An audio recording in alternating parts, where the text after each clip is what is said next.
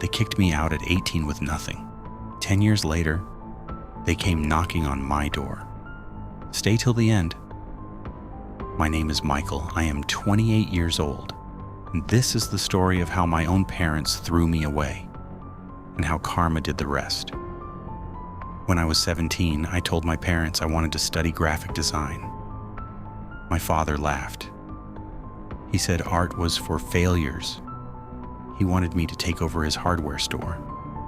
I said no.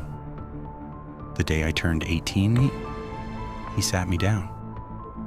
If you're not working in my store, you're not living in my house. My mother sat next to him, silent. She didn't say a word. I had 2 hours to pack my things.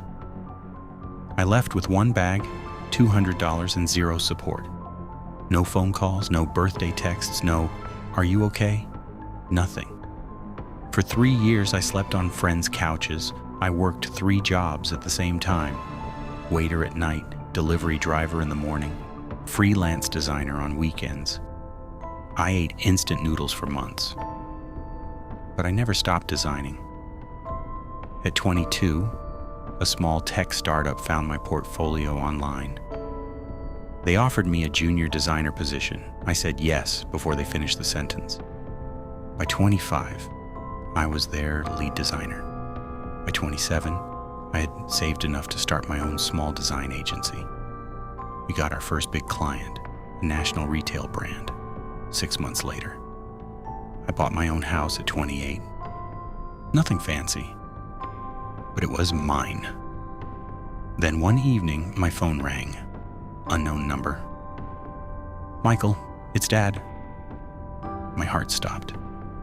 Apparently, his hardware store had been struggling for years. The neighborhood changed. A big box store opened nearby. He had lost almost everything. He wanted to meet. I agreed. We sat across from each other in a coffee shop for the first time in 10 years. He looked older, tired. He told me he needed a loan, $50,000 to save the store. He didn't apologize. He didn't ask how I was. He just needed money. I looked at him for a long moment. Then I said, "Dad, when I was 18, you gave me 2 hours and $200. You didn't call for 10 years? Not once. And now you need 50,000? He said, "Family helps family." I said, "You stopped being my family the day you threw me out."